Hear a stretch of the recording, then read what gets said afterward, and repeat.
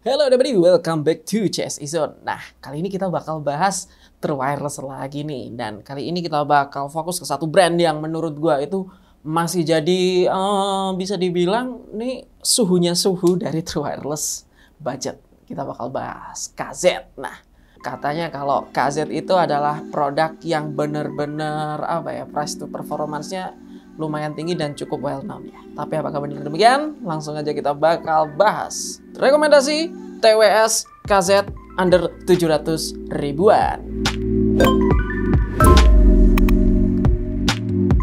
Nah, ngomongin soal KZ ini ada satu hal yang menarik, bahwa KZ itu adalah brand yang menurut gua itu pasti kalian semua udah tahu. Ini jujur, gua itu tahu KZ itu justru sebelum gue jadi anak community gitu ya. Jadi gue punya dulunya join grup itu karena gue punya in-ear monitor namanya KZ ID9. Nah, seiring berkembangnya waktu, KZ itu ternyata makin advance. Selain mereka ngeluarin in-ear monitor multi driver, dan akhirnya mereka ngeluarin True Wireless. Nah, True Wireless-nya pun juga mengadopsi teknologi yang mirip-mirip. Ada teknologi multi driver juga. Kita bakal bahas secara umum aja nih beberapa rekomendasi yang masuk di list kita adalah KZ ini nih. Bentar ya. Ada KZ Z3. Ada KZ S2. Ada KZ ini yang seri yang lumayan tinggi ya. SK10 Pro. Dan yang pastinya adalah KZ SKS. Gimana menurut gua 4 True Wireless ini? Langsung aja kita masuk ke pembahasannya. Yang pertama kita bahas adalah line up paling budget.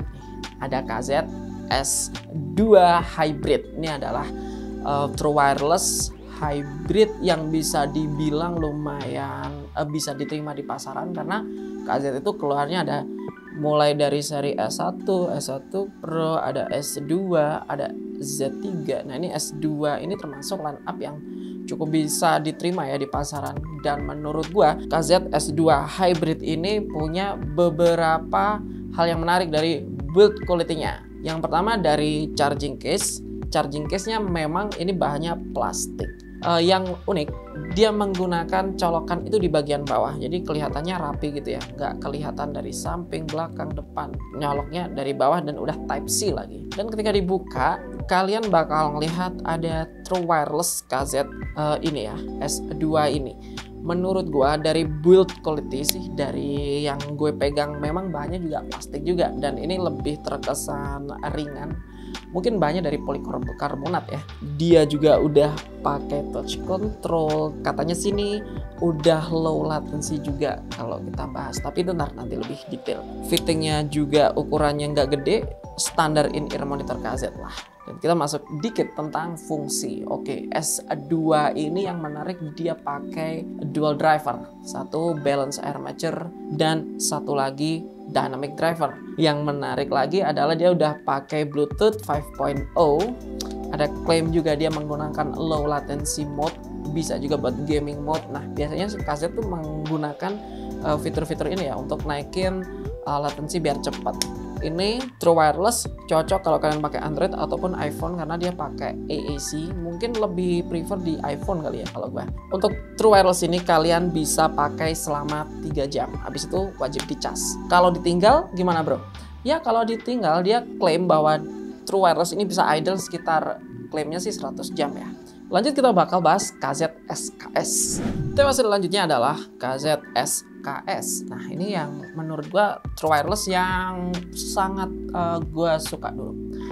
Jadi gua juga suka loh True Wireless KZ, dan gua sukanya dulu sama KZ SKS ini. Karena apa? Di harga 499.000, SKS ini udah nawarin desain yang menurut gua warnanya tuh unik gitu ya. SKS ini secara case dia terbilang simple dan kompak. Posisi charging case-nya ada di belakang. Lanjut untuk True Wireless-nya ya nggak beda jauh sih build-nya dari KZ S2 tadi. Kalau SKS itu lebih kayak ya in-ear monitor KZ lah ya. Bahan tetap sama, kayaknya ini polikarbonat juga. Yang bedain dia memang touch control tapi nggak ada logo KZ yang gede di bagian sini ya. Jadi dia desainnya lebih seamless, dan untuk SKS ini tetap sama, dia menggunakan konfigurasi dual driver.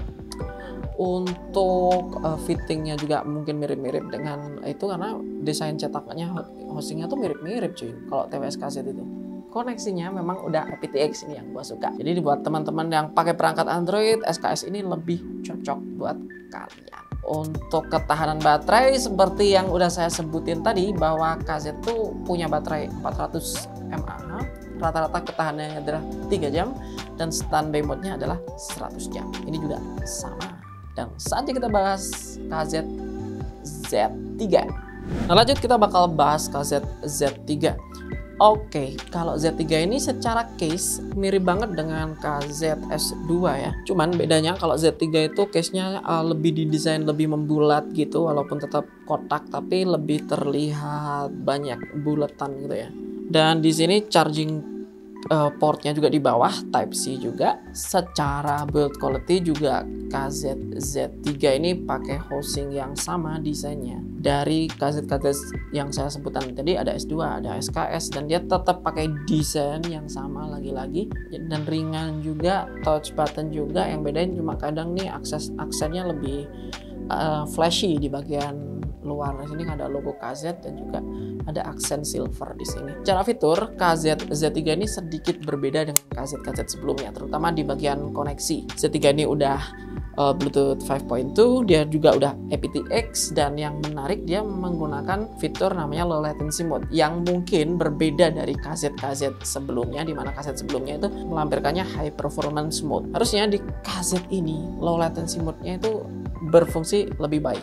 Nah, ini yang membedakan, karena biasanya memang ada harga, ada quality ya. Oke, dan untuk konfigurasi driver juga tetap dual driver. Ketahanan baterai sama, yaitu dia bisa digunakan 3 jam dan standby sekitar 100 jam. Ini yang terakhir kita bakal bahas KZ seri yang lebih tinggi atau yang paling tinggi untuk saat ini yang kita jual dari True Wireless-nya, itu ada KZ SK10 Pro. Nah, di tangan gue ini udah ada KZ SK10 Pro. Ada dua versi sebenarnya, ada SK10 biasa dan SK10 Pro. Tapi gue pengen compare nih secara build lah dari KZ yang desainnya mirip di versi budget. Dari feel tuh beda. SK10 Pro ini kalau digenggam gini, case-nya kerasa lebih berat. Jadi kayak kerasa agak weighty dikit, agak berat dikit. Itu ya mungkin bikin feel-nya itu sedikit lebih mewah ya. Dan kalian bisa lihat secara langsung di bagian depan ada semacam mika transparan yang bisa kalian lihat langsung. Dan dia pakai posisi port juga sama di bagian belakang sini, di bagian bawah engsel gitu ya. Begitu dibuka, yang menarik, SK10 Pro ini punya tombol reset di bagian depan sini. Jadi ngeresetnya itu mencet tombol. Jadi kalian nggak perlu tap-tap di touch button atau touch controlnya ya. Lanjut ke build quality dari TWS-nya sih, SK10 Pro ini punya build yang mewah ya. Dari housingnya, gue lihat dia memang menggunakan bahan transparan. Mungkin aja ini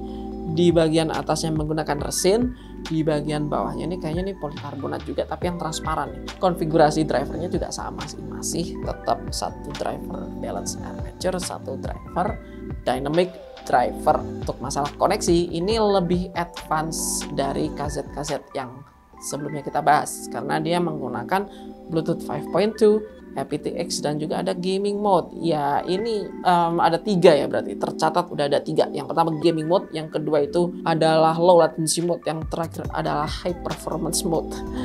Tapi tujuannya sama intinya. Ketika itu diaktifin berarti latensi harusnya lebih chill, dan ketika kalian ngegame pun jadi lebih akurat. Tahanan baterai pun menurut gua lebih awet karena dia bisa tahan 6 jam pemakaian, dan ditambah lagi 30 jam buat cycle ngecas di sininya 30 jam. Standby-nya ya nggak beda jauh, tetap 100 jam. Berarti didiemin seminggu masih aman gitu bosku. Oke. Jadi kita udah bahas keempat True Wireless ini secara apa ya? Secara fitur umum. Gue pengen satu lagi nih, bahas mikrofon. Habis ini kita bakal bahas mikrofonnya gimana. Oke nggak? Ya, gue lagi nyobain kualitas mikrofon dari KZS tuh. Gimana menurut kalian? Oke nggak? Sekarang saya sedang ngetes mikrofon quality dari KZ SKS. Gimana suaranya guys? Jelas apa enggak? Let me know, komen di bawah. Nah, audio buddy gue lagi pakai KZ Z3 nih untuk nyoba kualitas mikrofonnya. Gimana menurut kalian?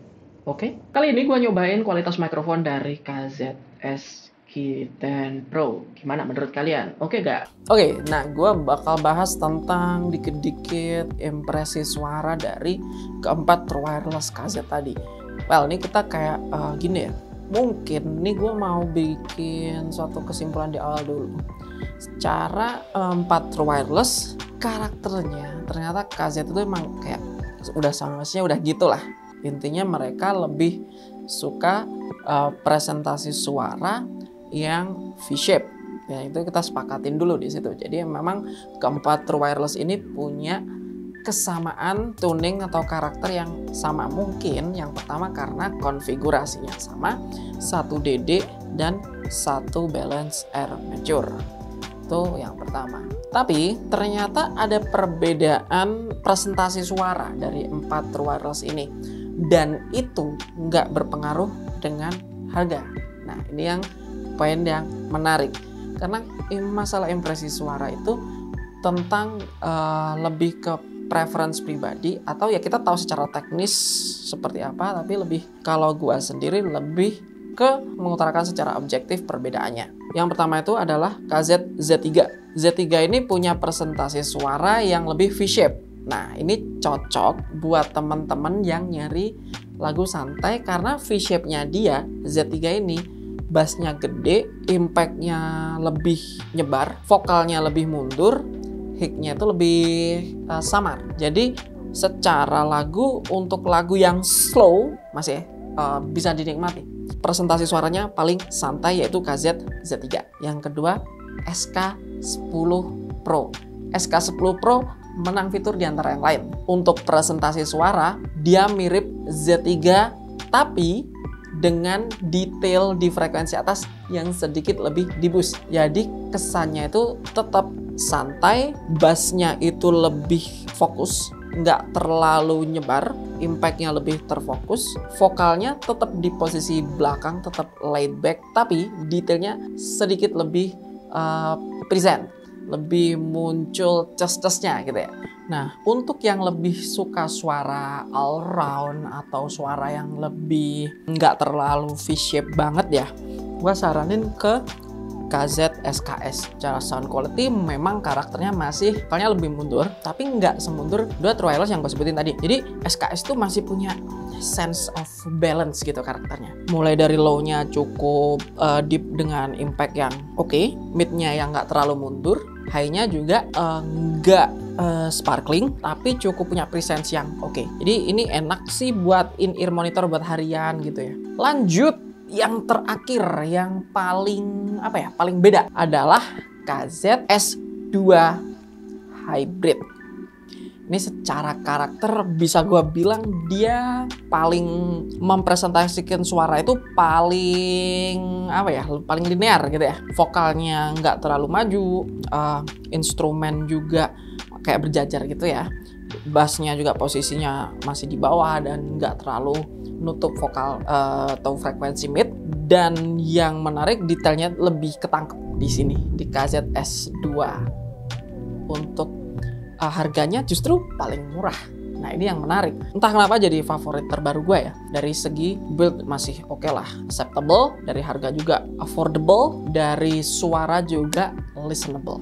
Jadi dari keempat true wireless ini, mana true wireless pilihan kalian?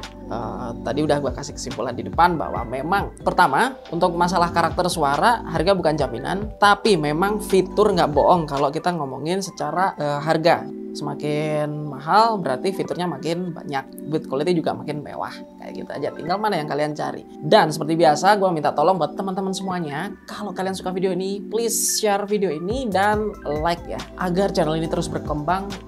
Please subscribe, aktifkan notifikasi lonceng agar kalian tahu kalau kita punya video-video baru. Thank you banget udah nyimak rekomendasi true wireless KZ yang bikin ter-KZ-KZ. See you next time.